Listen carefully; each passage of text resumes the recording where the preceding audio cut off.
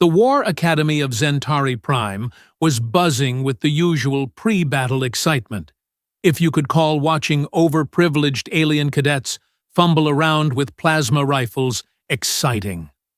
I'm Crix-9, a Vorthak observer stationed here to document the military prowess of various species for the Galactic Defense Initiative. And let me tell you, after 3 cycles of watching these supposedly elite warriors, I was beginning to wonder if the galaxy was doomed. Today marks the final assessment for our multi-species combat program, announced Commander Voss, his tentacles twitching with what I assumed was pride. The old Krellian had been running this academy for decades, and his confidence in his students was, well, let's just say it was touching. Standing in formation were representatives from 12 different worlds. The Zorillian twins, Jax and Max, flexed their 4 arms while checking their energy weapons for the 100th time. Typical show-offs. Behind them, the insectoid Hive Queen trainee, Buzz 47, clicked her mandibles nervously. Her species was known for precision, but under pressure, not so much. And then there was the human. Marcus Vale stood at the back of the formation, and I swear he looked like he'd rather be anywhere else.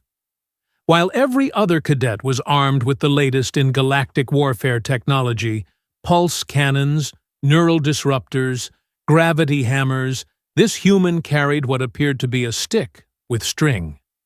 I checked my notes. A bow, according to the human database. Primitive projectile weapon. Pre-space age technology. I almost felt sorry for him. The scenario is simple, Commander Voss continued, his voice echoing across the training grounds. Just one thing before we begin. YouTube tells me 94.3% of you watching aren't subscribed. Subscribing is free. It really supports the channel, and you'll get more amazing HFY sci-fi stories delivered straight to you. Don't miss out. You'll be dropped into the Corvani Battle Maze. It's a 5-kilometer urban warfare simulation with hostile AI constructs, environmental hazards, and tactical objectives.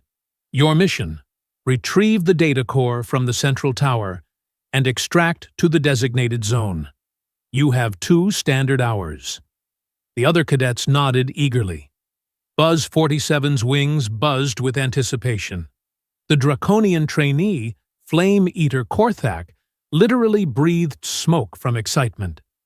Meanwhile, Marcus just adjusted his bowstring. "Sir," called out Jax, raising one of his muscular arms, "what about the humans' equipment situation?" All eyes turned to Marcus, who seemed remarkably unbothered by the attention. Commander Voss's tentacles wiggled in what passed for a smile among his species. Cadet Vale has requested to use traditional human weaponry for this assessment. The Academy Council has approved this interesting choice. Interesting? Right. More like suicidal. The transport ships arrived within minutes, sleek Zentari craft that could drop the cadets anywhere in the maze within seconds. I watched from my observation hover platform as they loaded up, each cadet running final checks on their equipment. Marcus caught my eye and gave a small wave. The audacity. Here I was, expecting to document his spectacular failure, and he's waving like we're old friends. The battle maze materialized below us as the transports approached. Corvani architecture was notorious for its complexity. Twisted spires, multi-level platforms, bridges that appeared and disappeared based on structural integrity. Add in the AI defenders, and you had a recipe for, well, disaster for most cadets. "Deployment in 30 seconds, announced the transport pilot. "Good luck, cadets." The first wave hit the maze like a meteor shower. Jax and Max immediately split up, their Zorillian tactical training kicking in. Buzz 47 took to the air, her natural flight advantage obvious. Flame Eater Korthak charged straight into the nearest building because, Apparently, subtlety wasn't a draconian strong suit. And Marcus? He landed softly on a rooftop and immediately sat down. "What's he doing?" I muttered into my recording device. The answer came quickly. While the other cadets were engaging AI defenders with flashy displays of firepower, Marcus was studying the maze layout. From his vantage point, he had a clear view of the central tower and the various approach routes. The first casualty came within minutes. A crystallite cadet named Shard Walker stumbled into a gravitational anomaly and got flung into a wall. Eliminated. The scoreboard updated. 11 cadets remaining. Buzz 47 was making good progress, her natural agility allowing her to navigate the vertical challenges of the maze. The Zorillian twins were methodically clearing sectors, their coordination impressive despite their earlier bravado. But then, the AI defenders adapted. That's the thing about Corvani battle systems. They learn. The energy signatures from the cadets' weapons were being analyzed, and countermeasures were being deployed in real time. Suddenly, the flashy plasma rifles weren't quite so effective. I watched Flame Eater Korthak get cornered by 3 spider bots that had adapted to his flame attacks. His elimination beacon activated as artificial webbing cocooned him completely. 10 cadets remaining, announced the Academy's monitoring system. Still, Marcus sat on his rooftop. I was beginning to think he'd frozen up. Combat paralysis wasn't uncommon among newer species joining the galactic community. Maybe the reality of advanced warfare was too much for his primitive mindset. Then he stood up. And that's when things got interesting. Marcus notched an arrow, drew his bowstring, and fired. The projectile arced through the air in a perfect parabola and struck something I hadn't even noticed, a structural weak point on a bridge 300 meters away. The bridge collapsed, taking out a squad of AI defenders that had been flanking Buzz 47. How did he? I started to say, then stopped. The human hadn't just been sitting there. He'd been calculating trajectories, weak points, tactical advantages. While everyone else was fighting the symptoms, he was targeting the disease. Another arrow. This one struck a power relay, causing a cascading failure that disabled an entire section of defensive grids. Jax used the opening to advance 2 full sectors toward the central tower. "Impressive," Commander Voss commented over the comm system. Even he seemed surprised. But the AI wasn't stupid. It had noticed the pattern. Suddenly, every mechanical defender in Marcus's vicinity turned toward his position. Spider bots, hover turrets, even a few of the larger walker units. "He's done for," I said into my recorder. 20+ units converging on his position. No way a primitive projectile weapon can handle that kind of firepower. Marcus looked down at the army assembling below his building. Then he did something that made my scales itch. He smiled. The first arrow wasn't aimed at any of the defenders. Instead, it struck a chemical storage tank 2 buildings over. The explosion created a massive smoke cloud that enveloped half the district. In the confusion that followed, Marcus moved like nothing I'd ever seen. He wasn't using advanced tech or energy shields. He was using the environment itself, leaping between buildings, sliding down maintenance cables, using structural elements as cover. And those arrows kept flying. Each shot was precise. Each target was chosen for maximum tactical advantage. A communication array here, a support beam there. He wasn't trying to destroy the defenders. He was dismantling their entire operational framework. How is he tracking targets in that smoke? I wondered aloud. Then I noticed something else. While Marcus was conducting his one-man siege, the other cadets were making unprecedented progress. The AI defenders were so focused on this unpredictable human that they'd lost track of everyone else. Buzz 47 reached the central tower first, her wings carrying her through gaps that the ground-bound defenders couldn't cover. But as she approached the data core chamber, a new wave of defenses activated. Energy barriers, pulse turrets, the whole defensive array.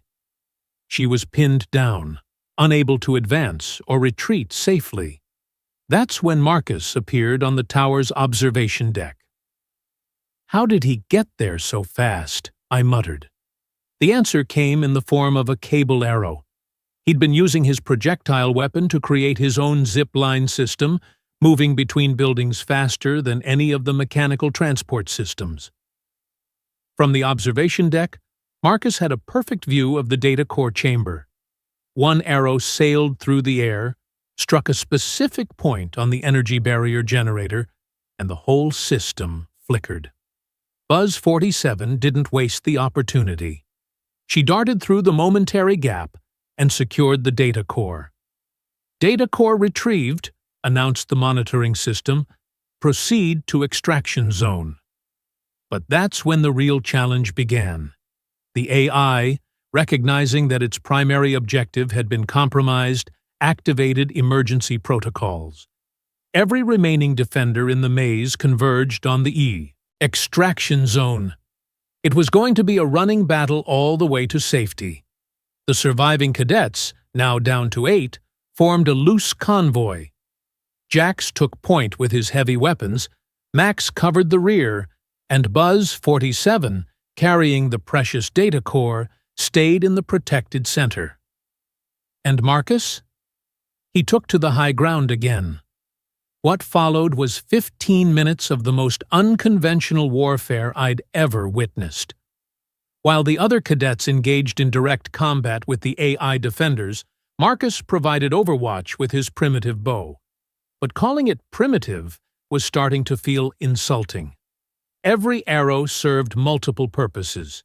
One would disable a defender's targeting system while simultaneously creating a ricochet that damaged a second unit. Another would trigger a controlled structural collapse that cleared an entire advancing squad while opening a new route for his teammates. "This is impossible," I said into my recorder. "The mathematical precision required for those shots, the environmental awareness, the tactical planning." Then I realized something that made my blood run cold. This wasn't just skill. This wasn't just talent. This was what humans called warfare before they joined the galactic community. These weren't desperate improvisations.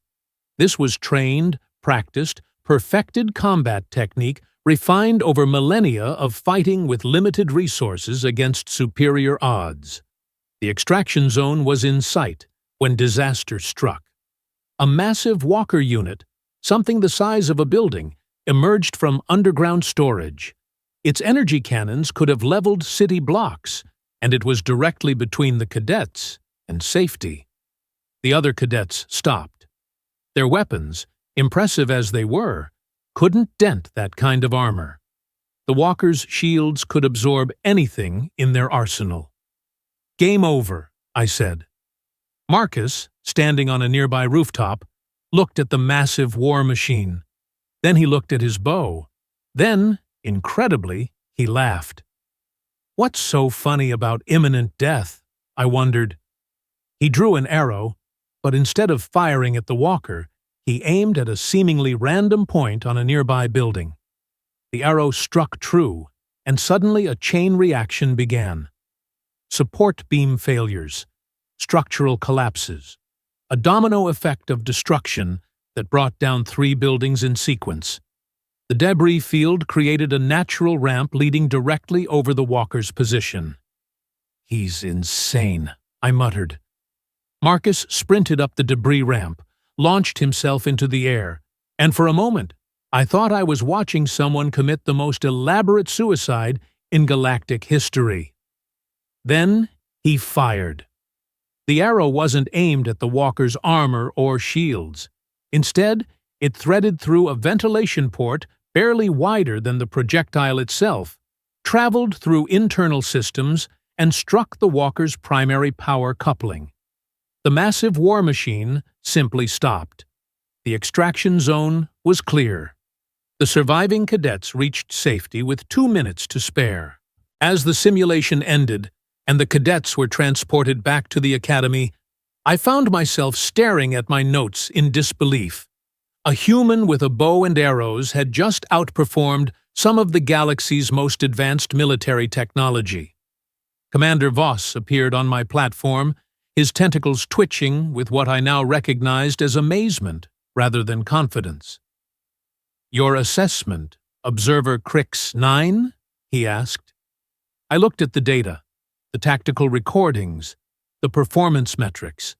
Marcus had achieved the highest efficiency rating in Academy history while using what the database classified as obsolete projectile technology. "Commander," I said slowly, "I think we may need to revise our understanding of human combat capabilities." Down in the debriefing area, I could see Marcus talking with the other cadets. They were looking at him with a new kind of respect, the kind reserved for warriors who had proven themselves in battle. And Marcus? He was casually restringing his bow, like what he'd just accomplished was routine.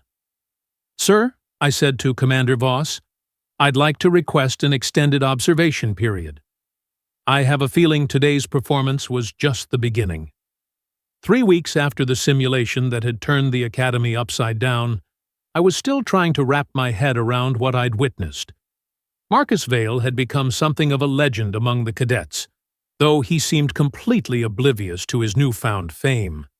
He still carried that ancient bow everywhere, still sat quietly during tactical briefings, and still managed to make everyone else look like amateurs without even trying. But today was different. Today, the legend was about to become reality. The emergency klaxons screamed across Centauri Prime at 0600 hours, their piercing wail cutting through the morning calm like a plasma blade through butter.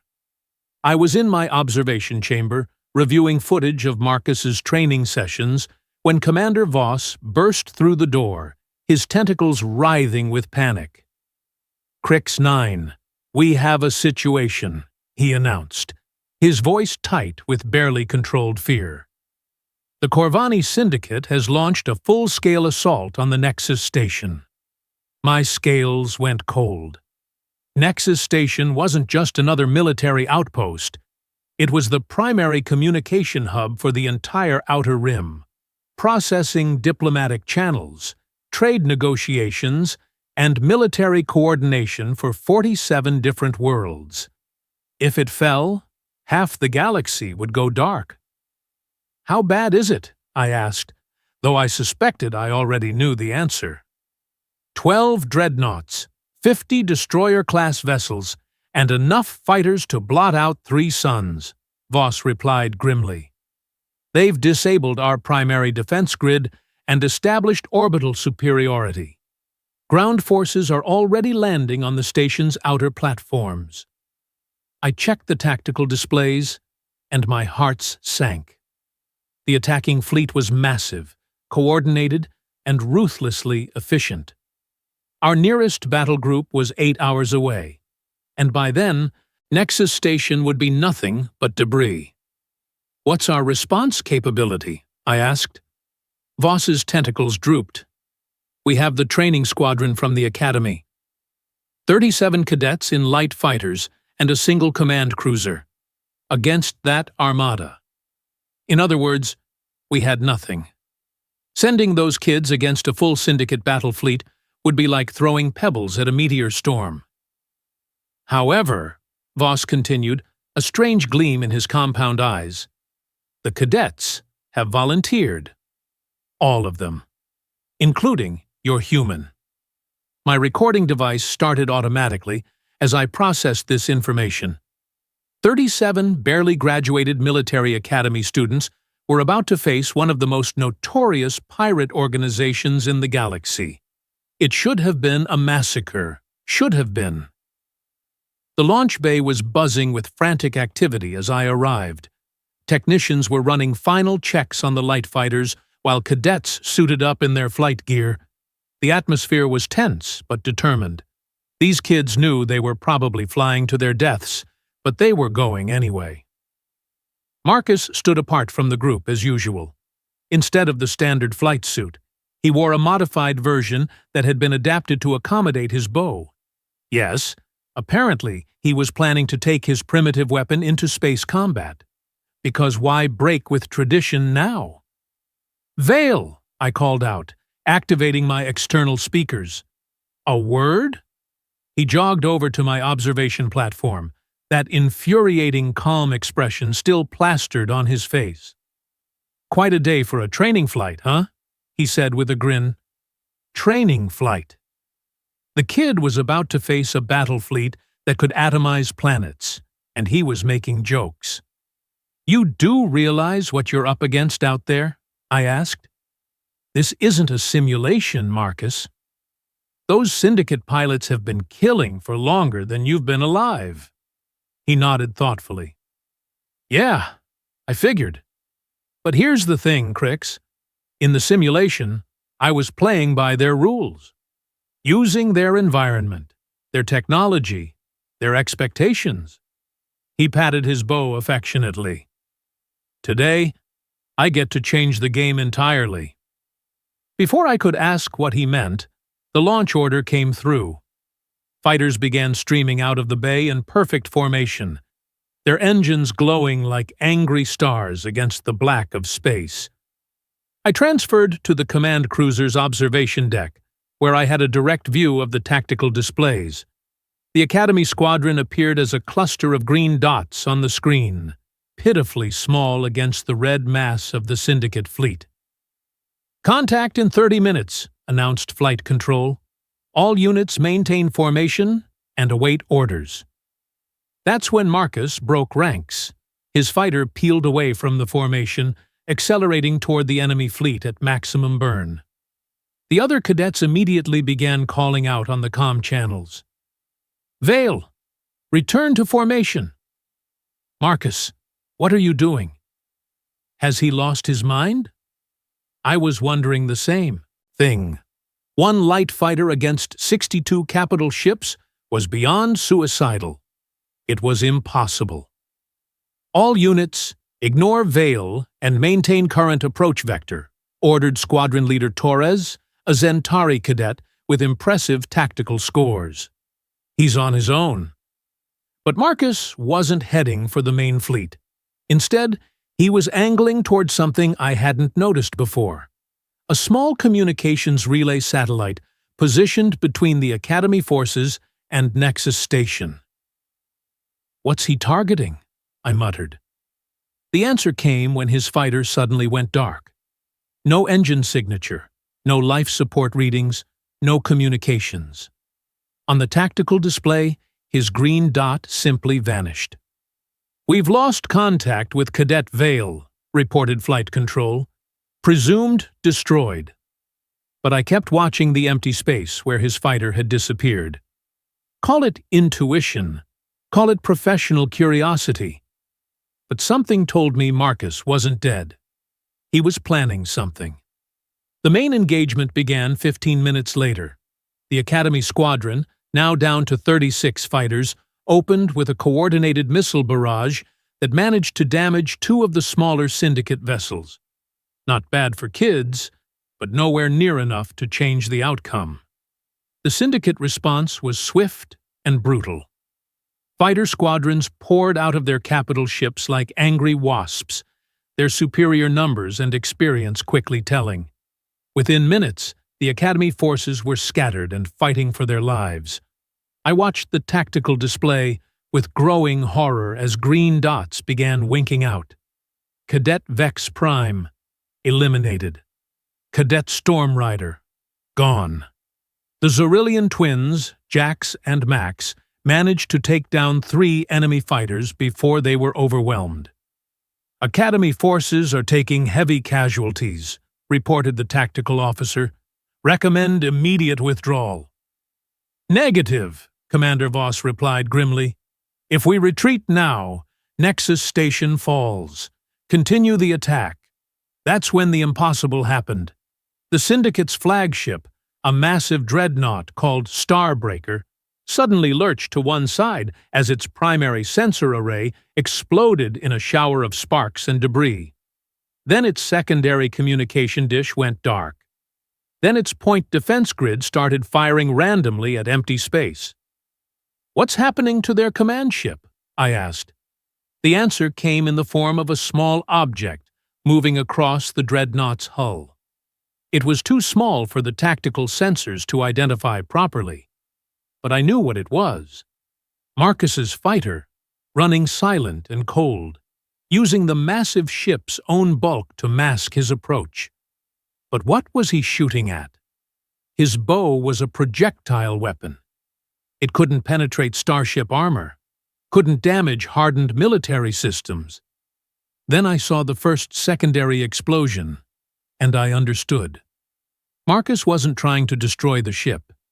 He was systematically targeting its external sensors, communication arrays, and weapon guidance systems. Each arrow was finding the tiny vulnerabilities that even military-grade shielding couldn't protect completely. Sensor lenses, communication ports, targeting scanners.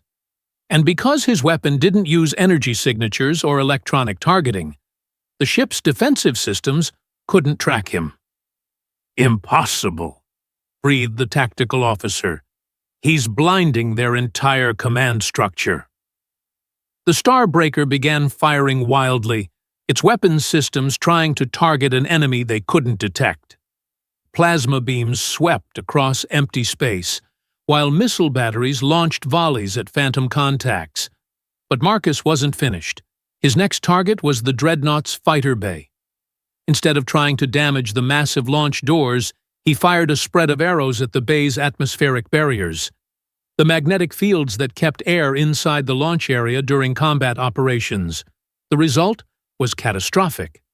Atmosphere rushed out of the compromised bay, taking several fighters with it, and forcing an emergency lockdown that trapped half the Syndicate's remaining squadrons inside their own ship. "Academy forces, press the attack," ordered Squadron Leader Torres. "They're confused and disorganized." "Hit them now!" The surviving Academy fighters surged forward, their weapons finding targets that couldn't effectively shoot back. The tactical situation had reversed completely in a matter of minutes. But the Syndicate wasn't finished yet. The other dreadnoughts began moving to support their flagship, their guns targeting the tiny Academy squadron.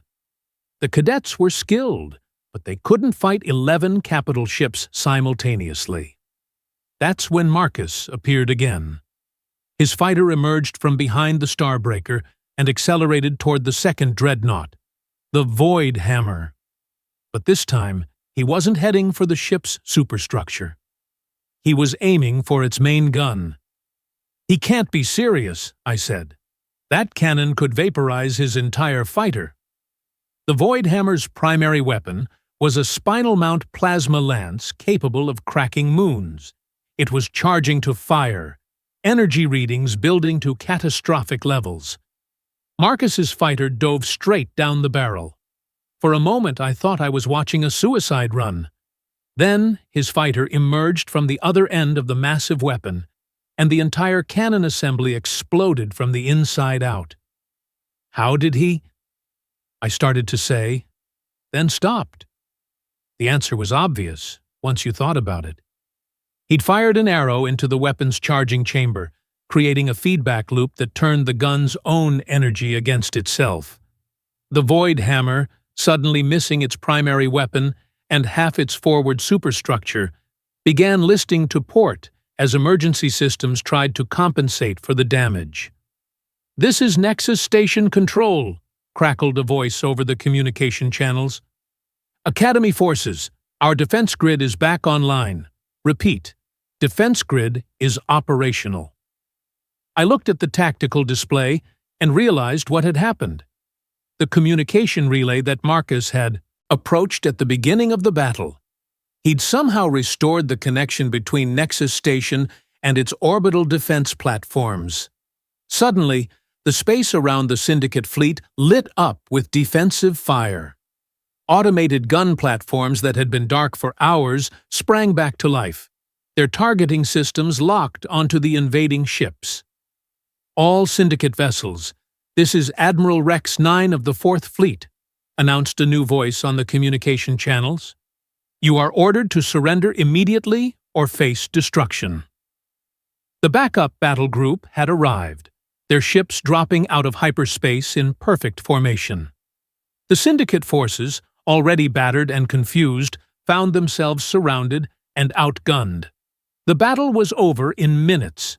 Most of the Syndicate ships surrendered rather than face annihilation. The few that tried to fight were quickly overwhelmed by the combined Academy and Fleet forces.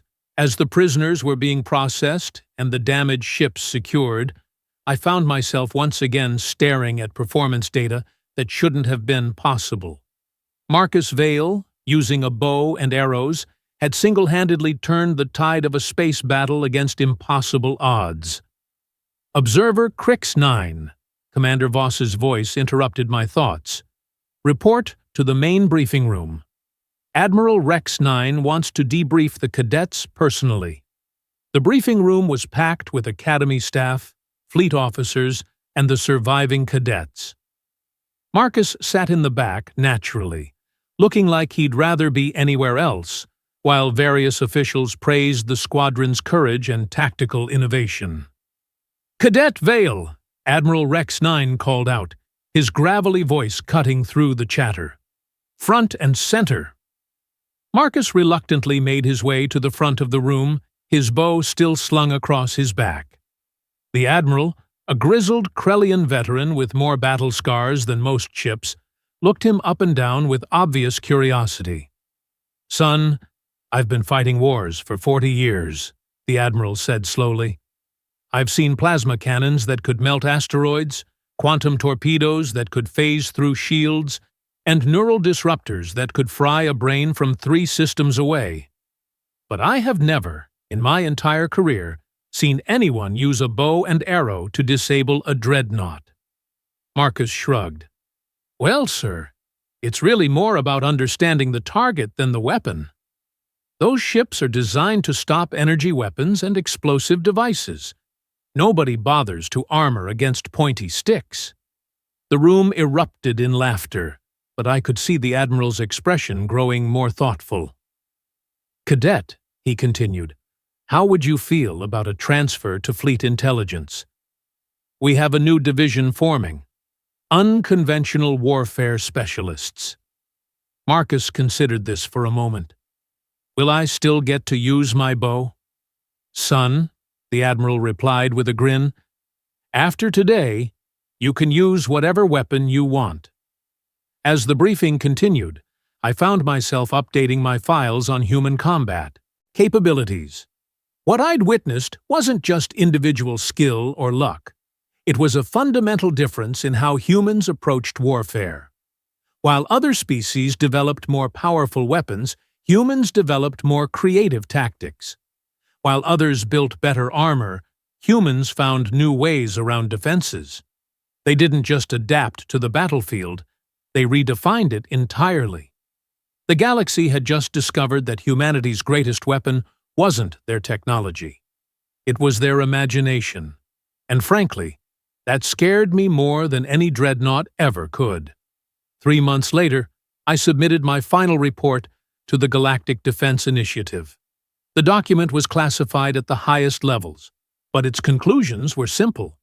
Humanity represented a paradigm shift in military thinking that could revolutionize warfare across the galaxy. Marcus Vale, meanwhile, had been promoted to lieutenant and assigned to a classified project involving alternative tactical applications. His bow had been replaced with a more advanced version, but the principle remained the same.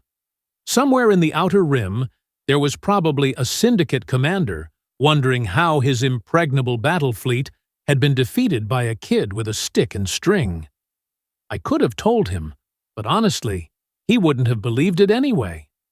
After all, who would believe that the most dangerous weapon in the galaxy was a human with a sense of humor and absolutely no respect for the impossible.